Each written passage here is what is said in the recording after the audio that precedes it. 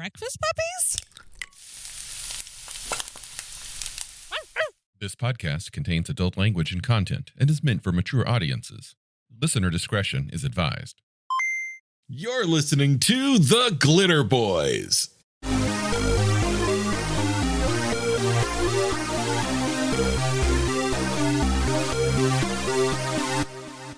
Welcome back to the Glitterbois.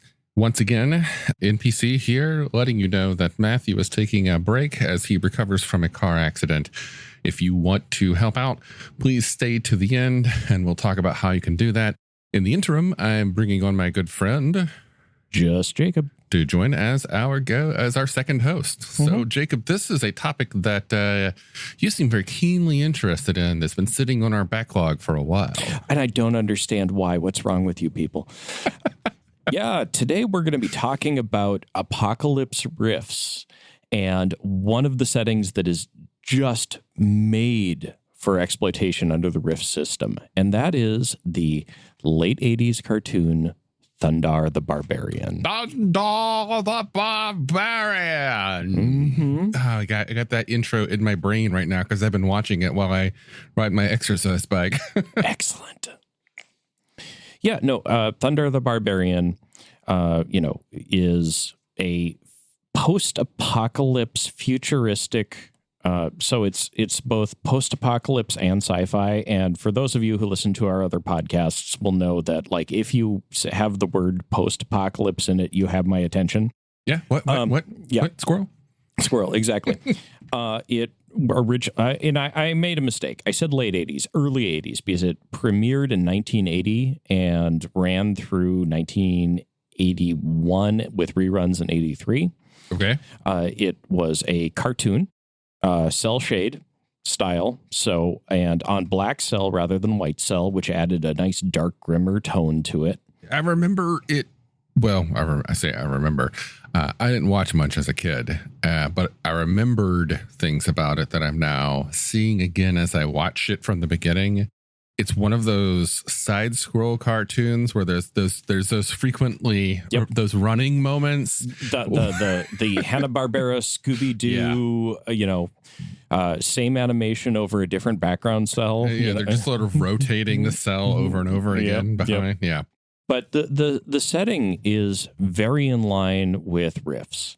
It is after a major apocalypse, except rather than the Rifts, it's hinted at it was nuclear war.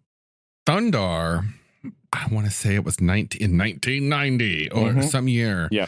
Something hit the moon. Yep. So a rogue item, something from space, just hit the moon, and because that the fucked moon was up. Was in the background of so many shots as a broken moon, which is like one of those tropes I just love. And didn't some of our other favorite games steal that trope, the broken moon? Well, yes. We'll talk about that later. And one of the hallmarks of the series was, this is so post-apocalyptic that a lot of people have resorted to a pseudo-feudalism level of technology, and with whatever remnants of technology they can manage to keep working and twisting over.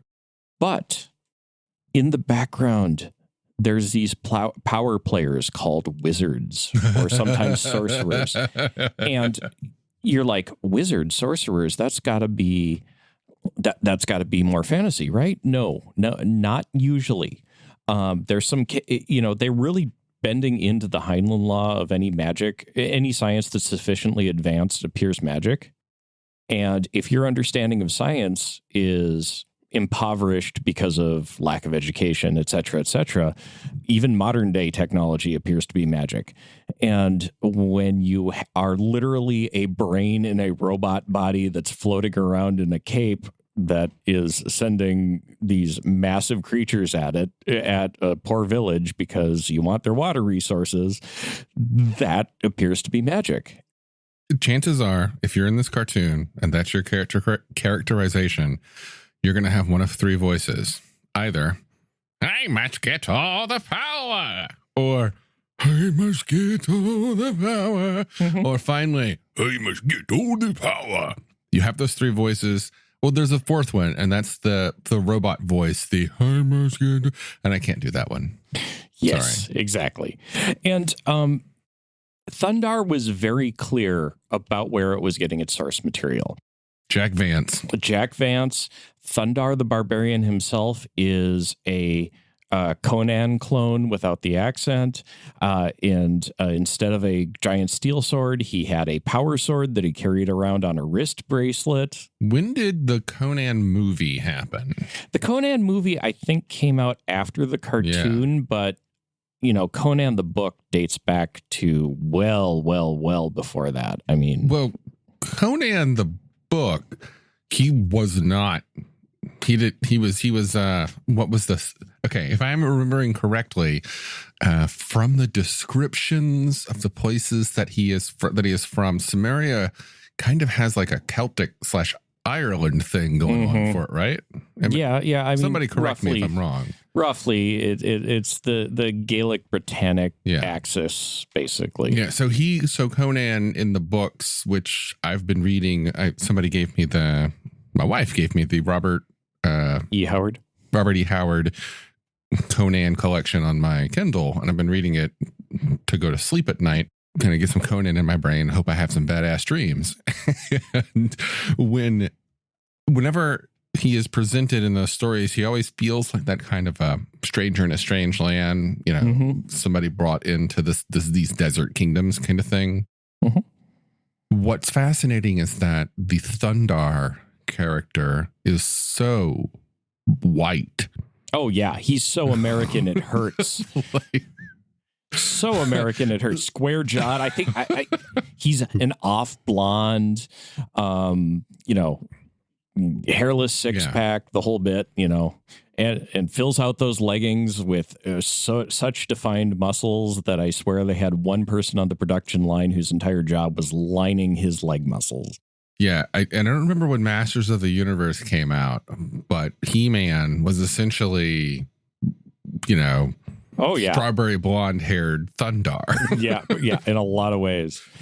And, you know, the three main characters of the series were Thundarr the Barbarian, his sidekicks, quote unquote, Ariel, the sorceress, who was a psionicist / understood technology better than the big oaf did. Yeah, she knew all about history because she would constantly be like, "Oh, these used to be called helicopters or something." And then his Chewbacca-esque sidekick, which was I cannot for the life of me remember the correct pronunciation of the name. I can't either. Yeah, spell it. Oh boy. Let's see. It's spelled M-O-K, but it wasn't. I don't think it was Mook, but it might have been Moke. And, I don't remember. And in all honesty, I have this vague, probably wrong recollection that they weren't exactly consistent on the pronunciation either. Yeah. Not a Wookiee, but also did not ever speak English in the cartoon. Always was speaking through. It's definitely one of those shows that starts off with the heroes already knowing each other dead in the middle of an adventure. Yep. Yes. Similar to the Dungeons and Dragons cartoon. Like that show starts and they're already there doing things. And despite the fact that this is supposedly well in the future, even of our real world present day, there is all of these callbacks to the world around you, but in very subtle ways. There's like there at one point you're very obviously in the Grand Canyon, and another there's the blasted rotting remains of the Statue of Liberty. There's I think the Seattle Tower appears in one episode, and it's there's all of these in the background hints. That's one of the things I really loved about this cartoon. It was deeper than a lot of the fare on television in so many ways. There was episodes that involved moral gray areas. There was this whole, if you're not paying attention, you'll miss it, background call outs to like the U.S. Constitution and things like that.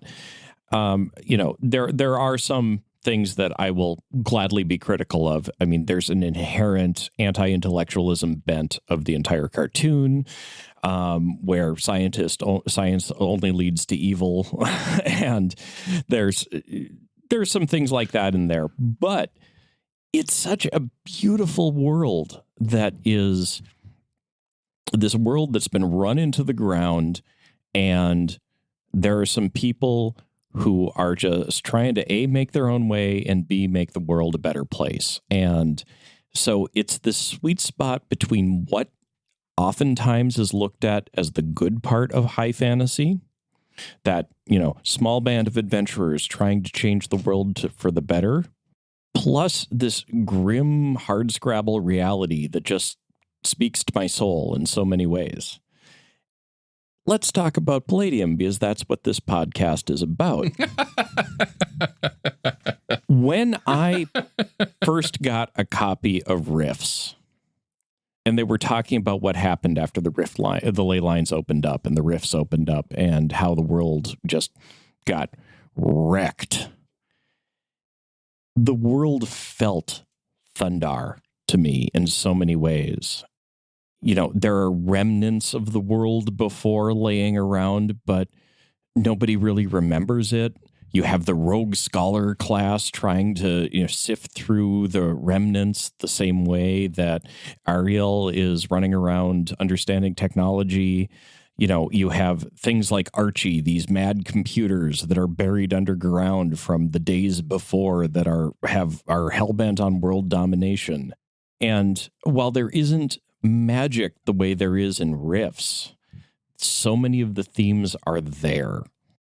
I agree. I think that Rifts today, if we were to run it today and play it today as gamers who are informed by the last few decades of fiction and also technological advances and expectations of storytelling, I think that running Rifts with more inspiration from something like Thundarr is much easier than it might have been back in the day, which is a strange thing, because for me to say, because if you go back to the Butts edition, that's a very simple book. Like, the lore isn't established yet. And I think that it would be super easy to do that with that edition. But now we've had some, man, where am I going with this? I'm talking over myself. I think the point that I'm making is that I say we, ultimately what I really mean is me, that I think I could run it better now than I probably could back in the day, because I would get so distracted by a lot of the technology that was there. It would become, kind of like Shadowrun. It's gun porn. It's just gun porn or combat porn or robot porn. But now I can take that step back and appreciate the simplicity of the Butts edition with what I feel to be a better grounded rule system in the current edition, and apply that towards something and making Rift's Earth Thundarr with more of that suspension of disbelief. Yeah. No, and I totally agree with you. I was, when Rifts originally came out, I had a copy of the Butts edition and played it with a group of friends. It was one of the first games that I was not the primary GM on, which was, easy to sell me because, as someone who has spent most of their life chained to the table behind the GM screen. I'm okay with that chain. Yeah, I have learned to love that chain, but, Rifts, you have everything you need to run a Thundarr game right there in the main book, and you don't even need to grab any of the rest. There's OCCs that will easily mimic just about everything you have. You'll have to tweak a couple things, but if Thundarr's power sword is not a Techno Knight's blade, tell me what it is, And oh my God, you're so right. You can actually make, you'll need to grab the conversion book for this. So I'm going a little bit outside the main book, but the original conversion book's DB chart has everything you need to make Mook as a character class. Well, honestly, you could do that with the Butts edition. The DB table was in the core book. Was it? Yeah. Oh, okay. Random DB. Yep. Yeah. Yep. But like random DB. Yeah. And you never meet another one that in any other creature that looks exactly like Mook. Mm-hmm. And nobody ever mentions it. He's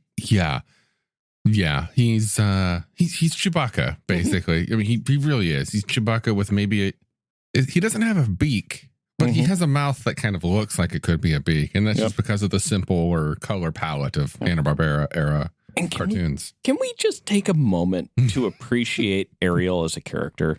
Oh, yes, let's do that. You a minute ago were talking about it being anti-science, and I think that she is evidence of it not being anti-science. But one of the messages of Thundarr, which is also a very strong message in Rifts, if people haven't been paying attention, is that science can be abused by those if it's left unchecked. Right. By the what do you call it? The unscrupulous. Exactly. If left unchecked. And she is somebody who is an example, a fine example of, she's a rogue scientist, rogue scholar. She's like with a mix psionic of them. abilities. Yeah. Yep. That's pretty much it. She knows about the past and she knows how to use science and she has her own like science magic and whatnot. Yeah. But it's more than that.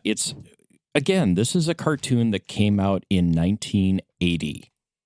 And I firmly believe whoever wrote the character document for Ariel was cribbing heavily from Leia Organa from Star Wars. Oh, there's so much Star Wars in this show. Oh, yeah, there's a lot. But Princess Ariel, don't ask me what she's the princess of. I don't think they ever got around to explaining that part. But is smart, strong, can carry herself in a fight, is smarter than Thundarr. I very rarely ever got put in a damsel in distress role. Was the key to them actually winning in a whole bunch of the cartoons. It was so off-brand for the portrayal of female characters at that time frame that it was like that was something nice. Yeah, the only times that I'm remembering from my recent watch that she got damseled. I wouldn't even call them damseled. I would simply, it's a storytelling technique when you want to create conflict. If you have a character whose source of power is X, and frequently they overcome conflicts with X, you can create an interesting story component where their access to X is bound or blocked or something. Sometimes that's by captivity. But even in the most recent episode that I was watching where she was captured, like they got to her and she's like, oh, wait, I can get out of here on my own. Right. Yeah. like they break in. She's like, oh, that's right. I'm awesome. She starts kicking ass again. Exactly. It was a nice little lampshade for the 80s, It was it was different. It was amazing. And by them doing that, it even more firmly put it in the role of being able to riffs because one of the problems that so many people run in Rifts, and one of the reasons I have told people who are like, how do I balance the various power levels in Rifts? It's like, go look at Thundarr. The dude with the power sword and good at kicking things. I have two skills. I have two sword skills. And kick.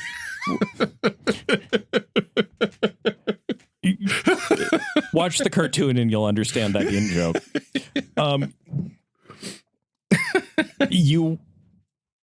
Despite the fact that Thundarr is the name brand of the show, he's an idiot. He's an idiot. He is so stupid that actually so much of the comedy and so much of the plot of the show I am watching now realizing is both her and to some extent the guy trying to convince him not to do something stupid.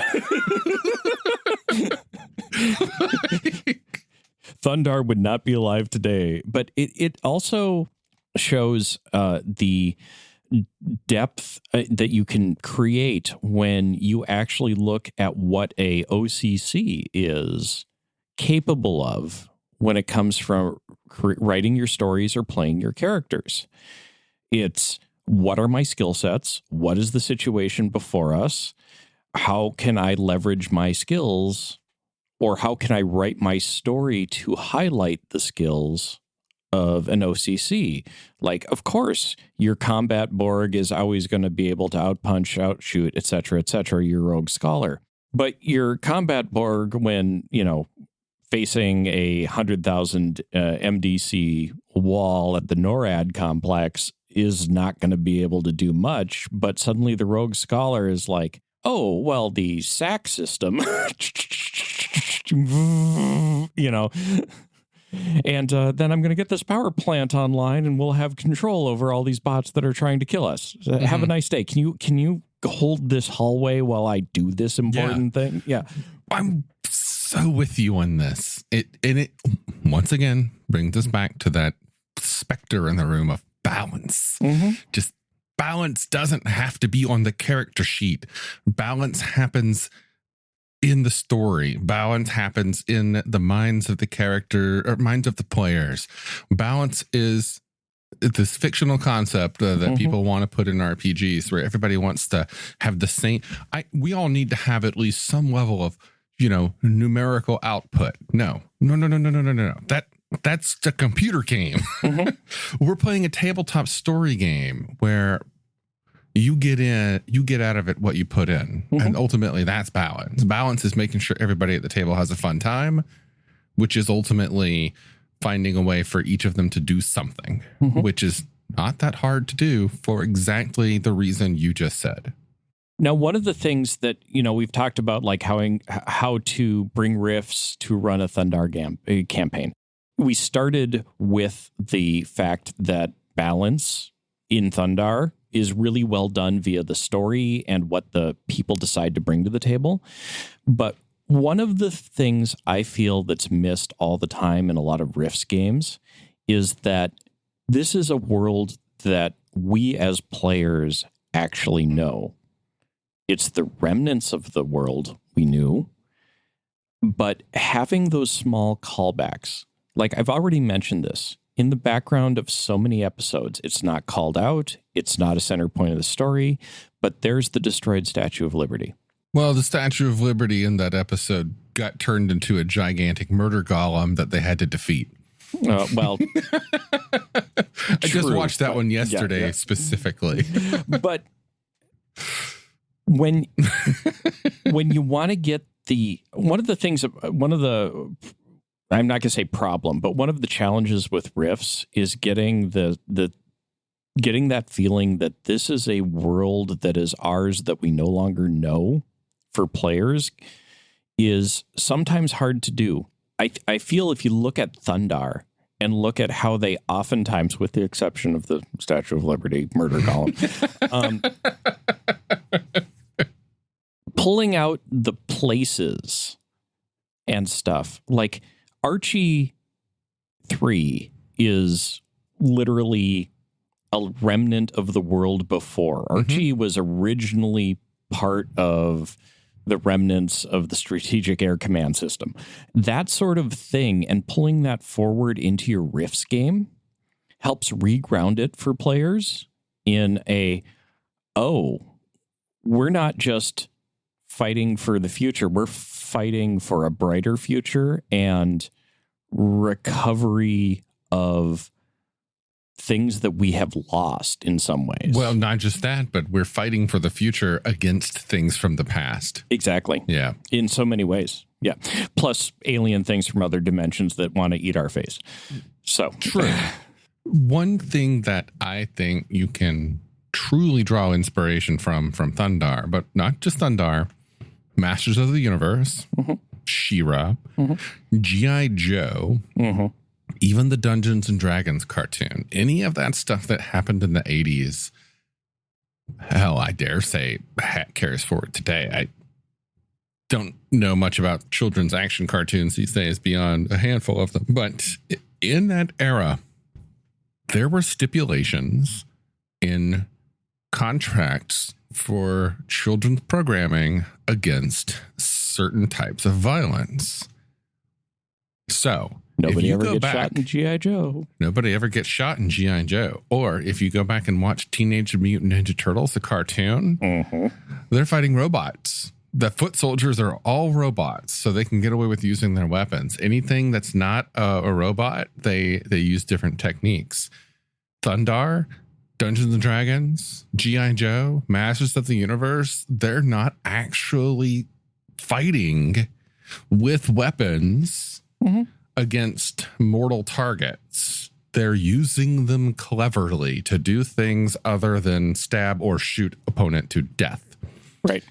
And you can go back and watch these and get ideas for things to set up for your for your players to have alternate ways of defeating conflicts. But also as a player, you can go back and get ideas on how to do other things than just stab and shoot. You can also find things on how to, especially with Thundarr, because this is one of those things that I think Thundarr did real well.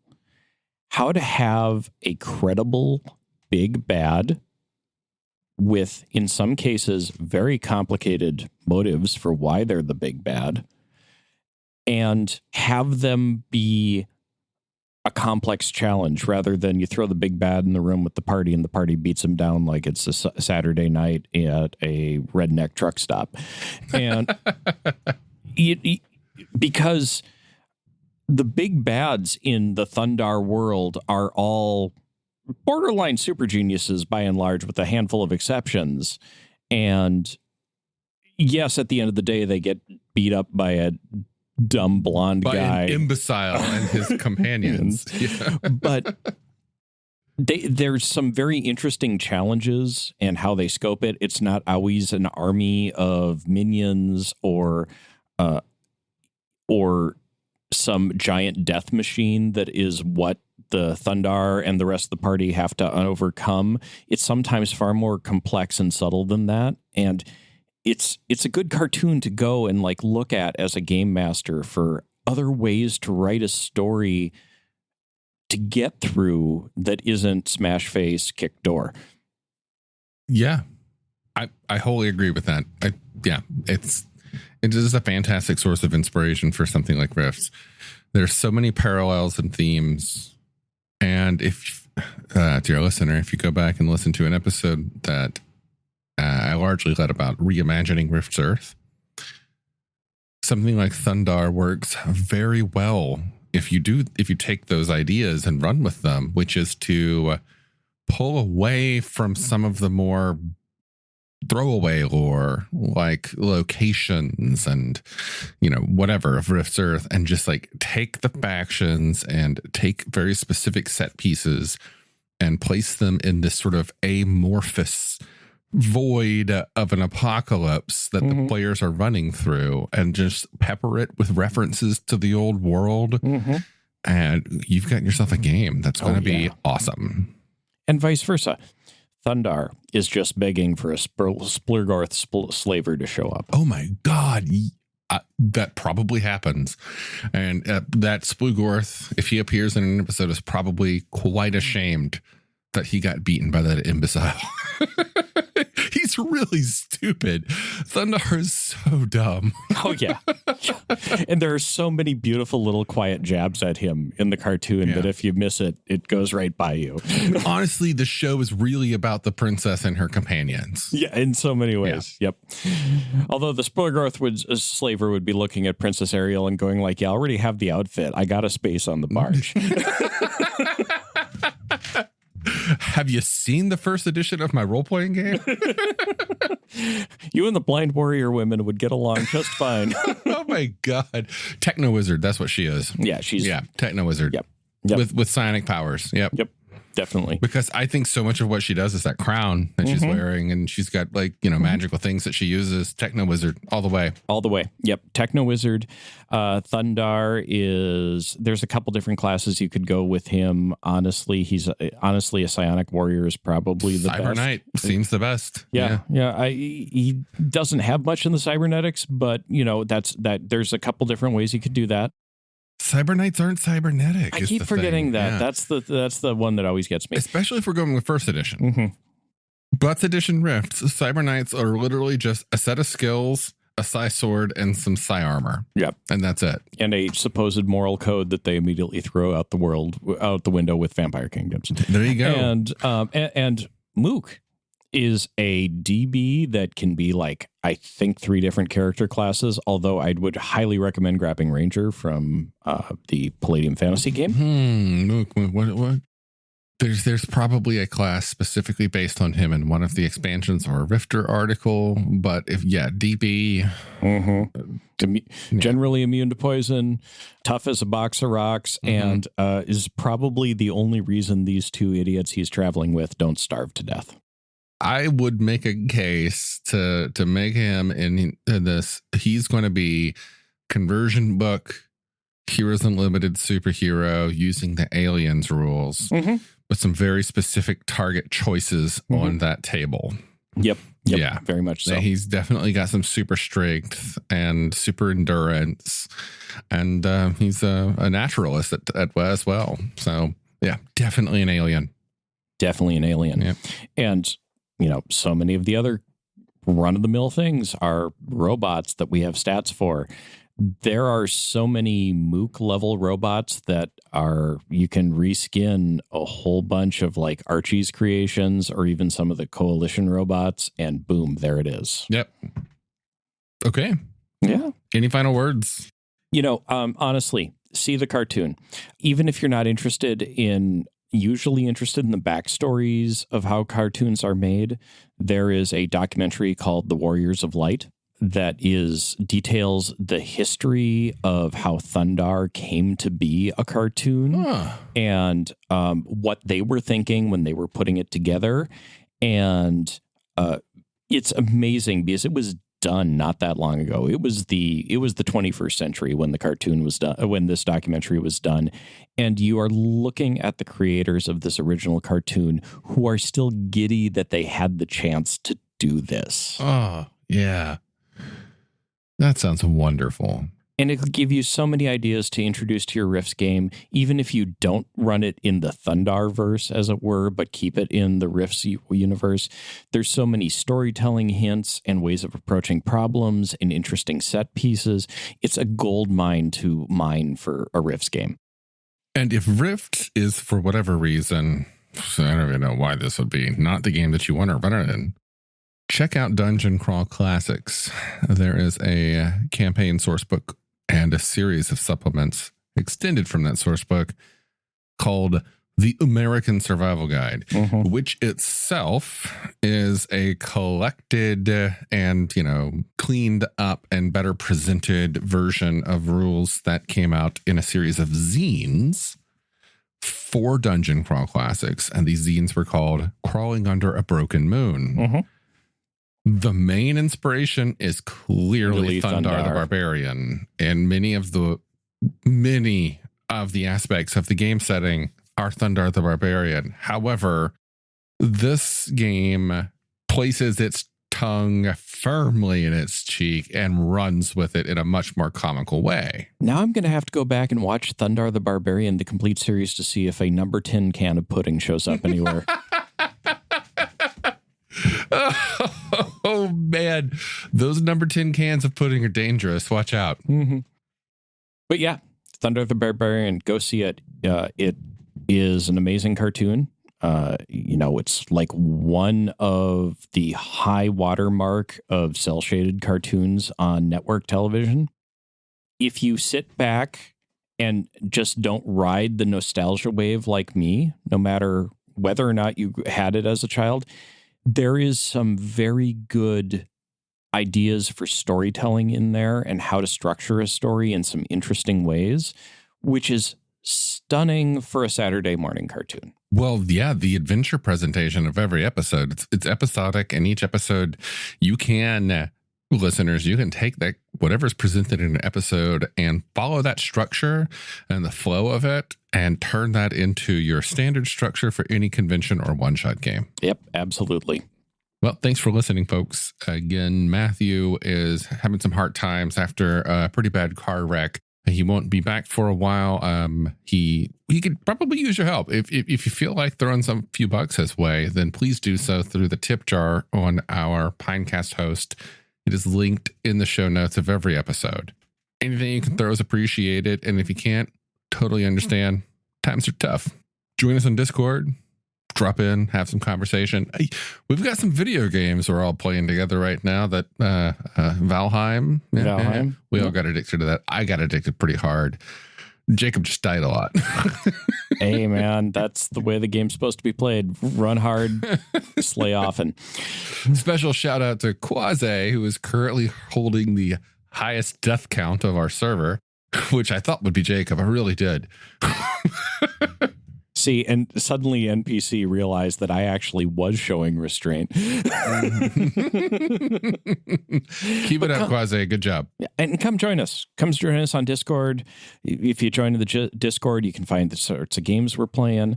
I, in the near future, am looking at doing some one-shots via our Discord for things like Recon and a couple other games. Yes. So come and ask more, because any calls for players are going to be put out that way. So. Yes, actually, please do. The more people that come and say, hey, Jacob, run Recon, the greater the chances that I'm going to get to play Recon. So please make this happen. Good night, folks. Good night.